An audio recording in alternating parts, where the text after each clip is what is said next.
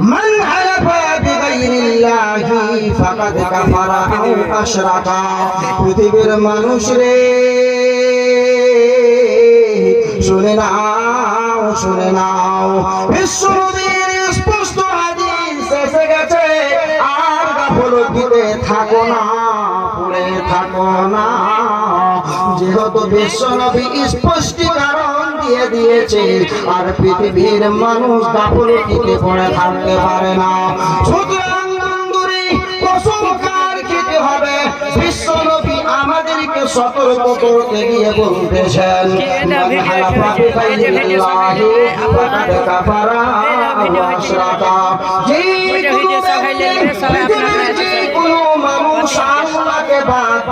আল্লাহ ছাড়া অন্য কাউরের কসম উঠাবে, ফাকাদ কাফারা, সেই যেন প্রকাশ্য কুফরিতে লিপ্ত হয়ে যাবে, আও আশরাকা, অতএব সেই যেন শিরকে লিপ্ত হয়ে যাবে।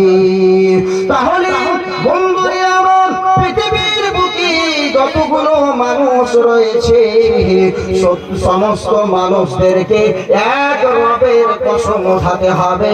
এক রবের কসম ছাড়া কাউরের কসম চলবে না, চলবে না, কিয়ামত অবধি চলবে না।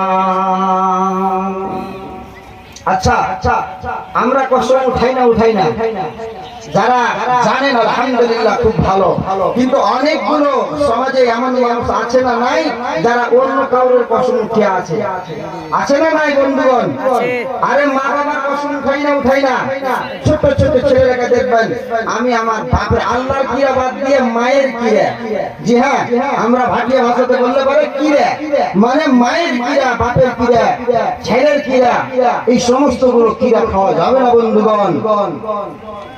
হযরত ওমর রাদিয়াল্লাহু তাআলা আনহু বিশ্বনবীর সামনে নিজের পিতার কসম উঠালেন, যে কোনো ব্যাপারে হোক না কেন। হযরত ওমর ফারুক বিশ্বনবীর সামনে কসম উঠালেন, নিজের পিতার কসম উঠালেন। বিশ্বনবীর সাথে সাথে তিনি সতর্ক করে বলতেছেন, ওমর লা তাহলিফু বিআবাইকুম, তোমরা যেন তোমাদের পিতাগণের কসম উঠাবে না। পিতাগণ মানে তোমার পিতা, তোমার পিতার পিতা, দাদা পরদাদা, এর উপরে যত যেতে পারে। বিশ্বনবী বলতেছেন, লা তাহলিফু বিআবাইকুম, তোমরা যেন তোমাদের পিতাগণের কসম উঠাবে না।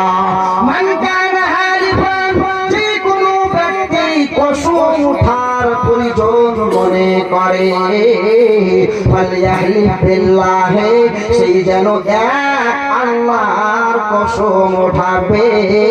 অতএব আউলিয়া শোনো, সেই যেন খামোশ থাকবে, চুপ করে থাকবে।